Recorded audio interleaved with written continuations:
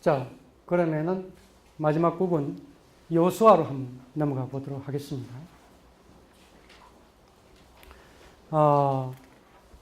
여호수아 1장 1절에서 9절, 우리 설교 많이 한 본문 내용을 강하고 담대하라 하면서 설교 많이 한 부분입니다. 여호수아 1장의 이 위치를 처음에 들어갈 때 좀 살펴볼 필요가 있습니다. 모든 우리가 해석을 할 때는 그것부터 좀 살펴볼 필요가 있습니다. 여호수아 1장은 예언서의 서문이다. 무슨 뜻이냐? 우리는 여호수아부터 시작해서 열왕기하까지를 보통 역사서라고 이렇게 분류를 합니다. 그러나 원래 히브리어 성경에 있어서는 이 부분을 예언서라고 부릅니다. 왜냐? 역사적인 정보를 지금 알려주려고 지금 한 것이 아니거든요. 하나님의 뜻을 알려주기 위한 그런 내용이거든요. 그래서 그 부분을 예언서라고 이야기를 합니다. 예언이라는 것은 하나님의 뜻을 맡아서 전하는 거 이잖아요. 장래 일을 미리 이야기하는 것도 예언이지만 하나님의 뜻을 맡아서 전하는 것도 예언입니다. 그런 뜻에서 여호수아는 예언서이고 예언서의 첫 번째 책입니다. 따라서 여호수아 1장은 여호수아의 서문이기도 하지만은 예언서 전체의 서론 부분이기도 한 겁니다. 그만큼 중요하다는 그런 뜻입니다. 그 다음에 여호수아 안에서도 땅을 점령하는 1장에서 12장의 서문이기도 또한 합니다. 그리고 또 하나 또 중요한 것은 이 본문이 여호수아의 소명장이라. 여호수아의 취임식. 이게 왜 중요하냐? 예언서를 한번 읽어보세요. 예언서마다 거기에 대해서 뭐라고 되어 있냐 하면은 코아마르 아도나이 야훼, 코아마르 야훼, 여호와께서 내게 말씀하시기를 하면서 이렇게 나갑니다. 내 말이 아니라는 뜻이죠. 하나님께서 나에게 주신 말씀을 전합니다. 그 다음에 예언서마다 소명장이라는 것이 있어요. 나는 양을 치고 있는 사이에 있었는데 하나님께서 나를 붙들어다가 이렇게 예언자로 삼아주셨다. 호세아의 이야기, 아모스의 이야기. 예. 그뿐만 아니라 호세아, 다른 이사야, 에레미야 다 등등 그런 이야기를 합니다. 예언서에서 예언자들이 이렇게 하는 이유가 있습니다. 뭐냐? 예언자들은 누굽니까? 갑자기 튀어나와가지고 하나님께서 이렇게 말씀하셨습니다. 이렇게 전하는 거예요. 그러니 사람들이 당신 누군데? 하면서 이렇게 어아스럽게 이렇게 볼 수가 있지 않습니까? 그럴 때에 나는 하나님께서 부르셔서 이 말씀을 주셨기 때문에 이렇게 말씀을 전하는 것입니다. 하면서 이야기하는 부분이 바로 소명자입니다. 그런데 여호수아도 예언자이고 예언자로서의 1장은 소명장으로 역할을 한다는 거죠. 왜냐? 하나님께서 여호수아에게 말씀을 하셨으니까. 강하고 담대하라. 이 땅을 차지하라. 그렇게 하나님께서 그렇게 명령을 하셨으니까 그 말씀을 듣고 백성에게 나가서 말씀을 전하고 함께 그 땅을 점령하러 가는 것입니다. 1절에서 9절까지의 구조에 대해서 이야기를 있습니다. 1절 같은 경우에 있어서는 모세가 죽은 후에 이렇게 나와요. 그것은 뭐냐? 신명기까지가 모세의 설교고 모세가 죽는 모습이 나옵니다. 그래서 앞에 그 오경 부분과 연결할 수 있는 그 부분이라고 이렇게 볼 수가 있겠죠. 그 다음에 이제 2절부터 9절까지는 하나님께서 말씀하시는 내용이 그 전체에 담겨져 있습니다. 그 다음에 이제 10페이지에 가서 한번 내용을 한번 보도록 하겠습니다. 모세를 이야기를 할 때에 여호와의 종 모세라고 이야기를 하고 여호수아를 이야기할 때 수종자 눈의 아들 여호수아. 모세의 수종자 눈의 아들 여호수아. 좀 틀리죠. 모세 그 다음에 여호수아는 모세의 부관격이다. 그런 뜻입니다.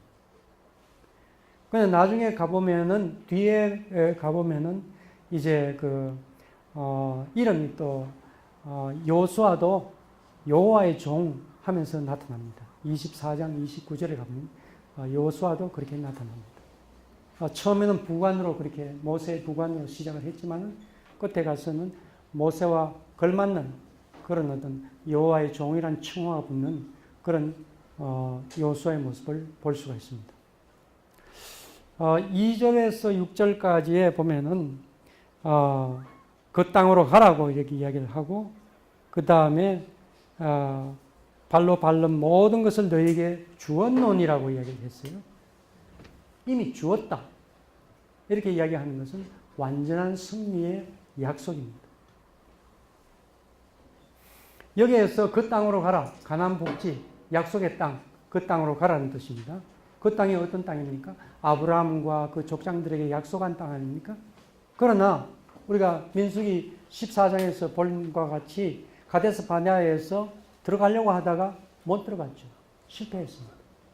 실패한 그 땅, 실패해서 못 들어간, 믿음이 부족해서 못 들어간 그 땅, 지금 요단강 건너서 들어가라. 이렇게 하나님께서 명령을 하시는 겁니다. 가서 그 땅을 차지하라. 여기에서 우리가 좀 염두에 둘 것은요, 가나안 사람들을 쫓아내는 것, 그 가나안 땅을 정복하고 차지하는 것, 이것을 어떻게 볼 것이냐 하는 거죠. 자칫 잘못 생각하면 땅 뺏기 같은 그런 어떤 인상을 줄 수가 있습니다. 그러나 여기에 담긴 내용은 하나님은 뭐냐? 가나안 사람들은 자기 죄 때문에 추방당하는 것이고요. 그 다음에 이 가나안 땅에 들어가서 할 일은 뭐냐?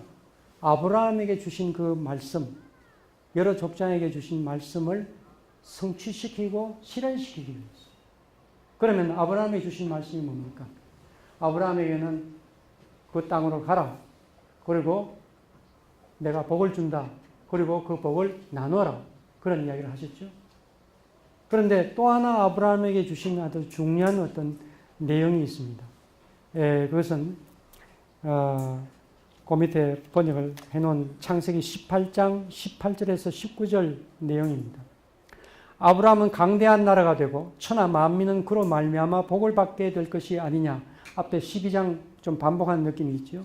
내가 그로 그 자식과 권속에게 명하여 여호와의 도를 지켜 의와 공도를 행하게 하려고 그를 택하였나니. 이게 우리의 번역되어 있는 우리 본문입니다.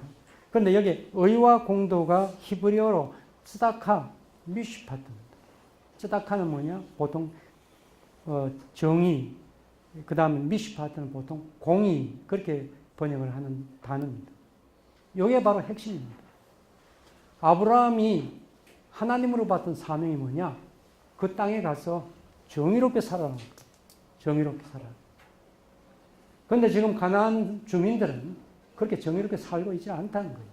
오히려 범죄를 저지르고 있다. 그러니 추방하고 너희들이 가서 정의로운 사회, 정의로운 나라를 건설하라 하는 그런 뜻입니다.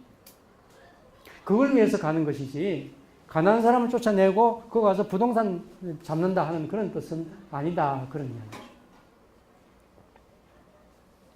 4절에는 영토의 범위를 아주 넓게 그렇게 정해 주셨고요.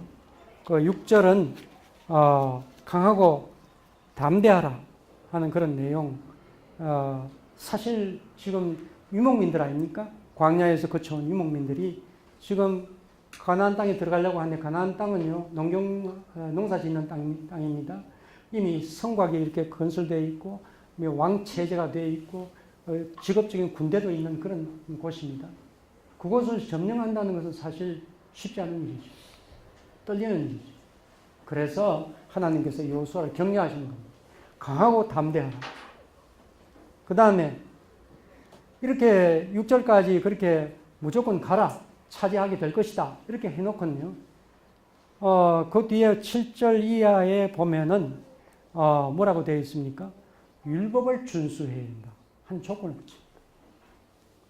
7절 같은 경우에 있어서는 오직 강하고 담대하라 하면서 명령한 그 율법을 다 지켜 행하고 우로나 좌로나 치우치지 말라. 명령을 지켜 행하라. 단서를 붙입니다. 그 다음에 8절이 뭐냐 하면요. 그 명령을 수행할 수 있는 구체적인 방안을 제시하는 거예요. 그런데 그냥 읽으면은 8절은 그냥 7절을 반복한 것 같아요. 우선 느낌이. 그런데 이 8절이 굉장히 중요한 겁니다.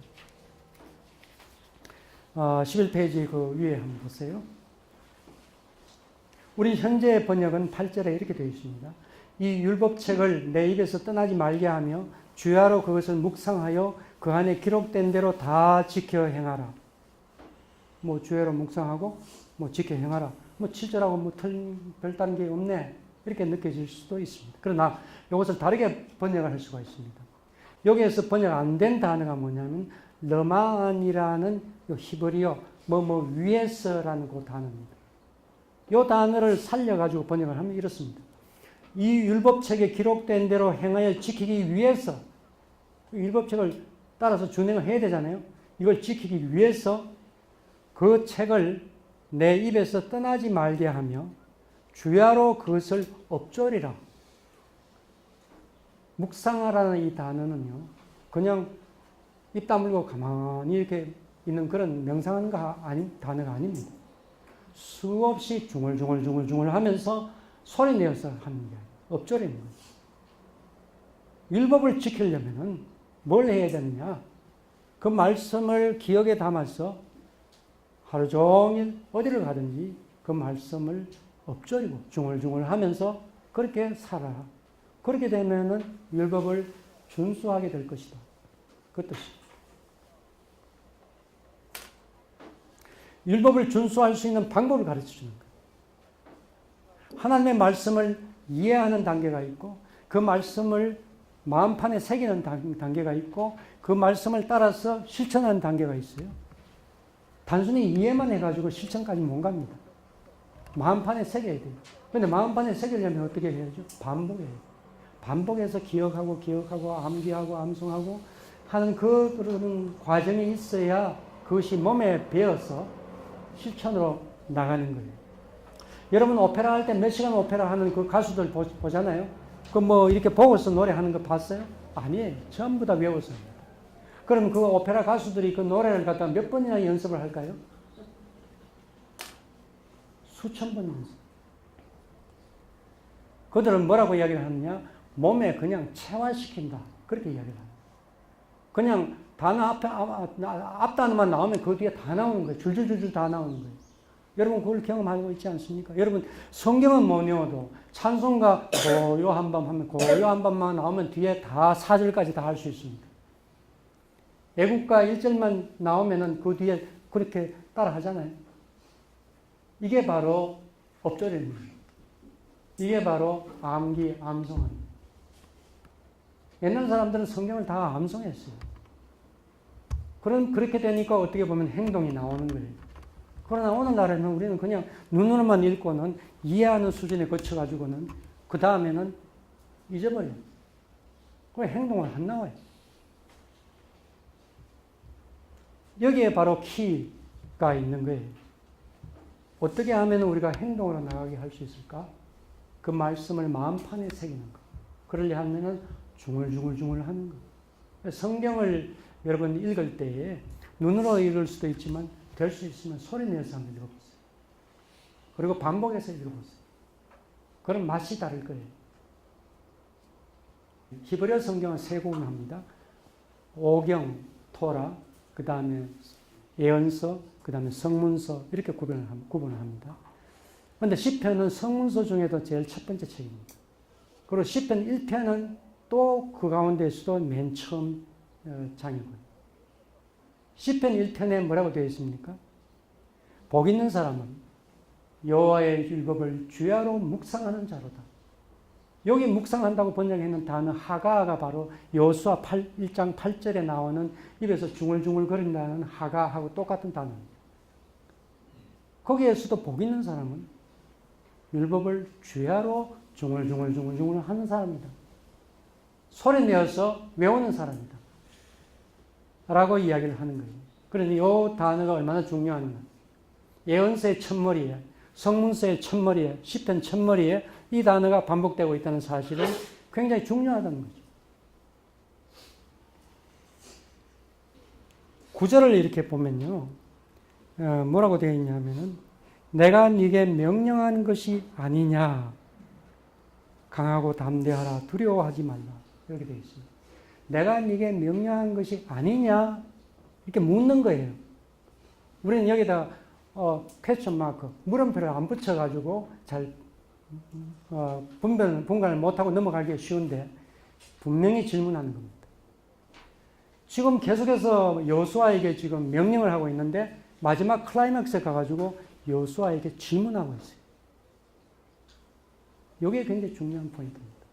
하나님은 우리에게 다가오실 때 일방적으로 명령만 하는 것이 아니고 질문하고 대답을 듣기를 원하고 대화하고 토론하기를 원하시는 하나님이구나 하는 거예요.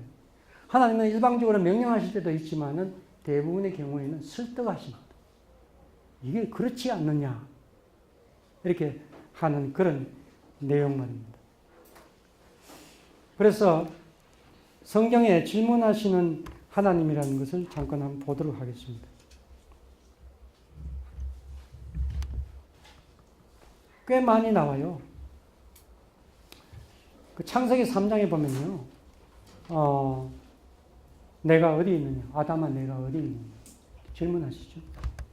내가 먹었느냐? 이렇게 질문하시고. 그 다음에 또 가인과 아벨도 보면은 가인에게 질문하시는 것을 볼 수 있죠. 내 아우가 어디 있느냐? 여호수아에서도 아이성의 전투에서 그렇게 참패를 당했을 때에 어찌하여 네가 엎드려져 있느냐? 이렇게 질문하시는 모습. 신약에 와서도 예수님께서 승천하시기 전에 베드로에게 네가 나를 사랑하느냐? 베드로가 대답을 했죠. 이처럼 성경에서는 계속해서 하나님께서 질문하시고 예수님께서도 질문하시고 질문한다는 것은 대화를 요청하는 것이고 토론하자는 것이고 설득하자는 것입니다. 무조건 맹종하고 순종하라는 것만이 아니라 이렇게 대화와 토론의 장으로 초대하시는 하나님의 모습을 여기서 볼 수가 있습니다. 예, 여기까지 제 이야기를 마치고 같이 이야기를 좀 하도록 하겠습니다. 무엇이든지 생각나시는 대로 이야기하시고 같이 이야기를 한번 해봅시다. 예. 교회는 그 신앙의 공동체이고 또 이어서 바로 해석 공동체가 된다라고 고백을 합니다. 네. 교수님 아까 해석 공동체에 대해서 언급하셨다가 예. 사실 그 다음에 또 예를 들어서 바로 본문으로 들어가셨는데 예. 해석 공동체를 현 교회에서나 또 다른 모습으로 어떻게 만들어갈 수 있을지 그 부분에 대한 교수님 현안이 있으시다면 저 개인적인 고백일 수는 있습니다만은 교회 안에서 해석 공동체로 교회를 만들기 위해서는 서로 묻고 답하는 이런 문화가 자연스럽게 이루어져야 되는데 사실은 그런 모습들이 거의 없는 것이죠. 그래서 교수님 제가 얼마 전에 교회 개척했는데 교회 이름이 질문과 대답을 Q&A 교회라고 했거든요.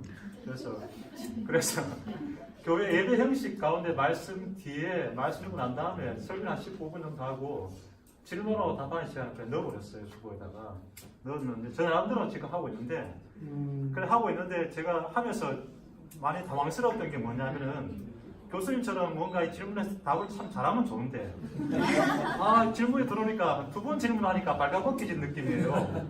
내가 모르고 설교를 했구나. 두 번을 질문을 딱 받으니까 그 다음 제가 모르더라고. 내가 잘 모르겠다 솔직히. 이렇게 이야기할 수밖에 없더라고요. 제가 하나님을 안다고 생각하고 하나님 선포했는데 질문 두 번을 딱 받으니까 나도 잘 모르겠다. 이렇게 됐었거든요. 그러니까 저는 지금 가정 가운데 있는데 교수님이 생각하시는 그 해석 공동체 어떤 모습이 있는지 한번 기대하고 싶습니다. 보통 이제 학자들이 이야기하는 그 해석 공동체는 어떤 바운더리 안에서 해석을 하고 있더라 하는 그 정도의 이제 이야기를 하는데 목사님께서 말씀하시는 해석 공동체는 조금 다른 것 같아요. 우리 전체가 해석을 하는 공동체가 되어야 되지 않겠느냐 하는 그런 뜻으로 이야기를 하시는데 참 좋은 그 아이디어라고 그렇게 생각을 합니다.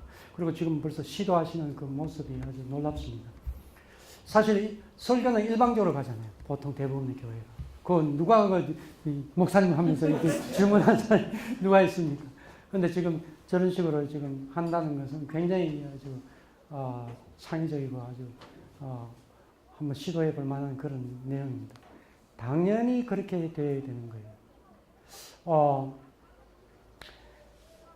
이스라엘 사람들은 구약 성경 다음에 이제 탈무드를 이야기를 합니다. 그런데 도서관에 가면은 학자지껄하게 서로 토론을 해요. 우리는 도서관에 가면 입 다물고 정숙하면서 그렇게 하는데 이스라엘 도서관은 토론의 장입니다. 두세 사람만 있으면 옆에 붙어가지고 토론을 하는 거예요. 탈무드 내놓고 구약 성경 내놓고 이게 무슨 뜻이지 하면서 토론을 하는 거예요. 그 말은 무슨 뜻이냐? 누구라도 해석할 수 있다. 그리고 또 해석해야 된다. 그리고 해석의 능력을 키워야 된다. 이런 어떤 생각을 가지고 확산되었으면 참 좋겠습니다. 네, 감사합니다.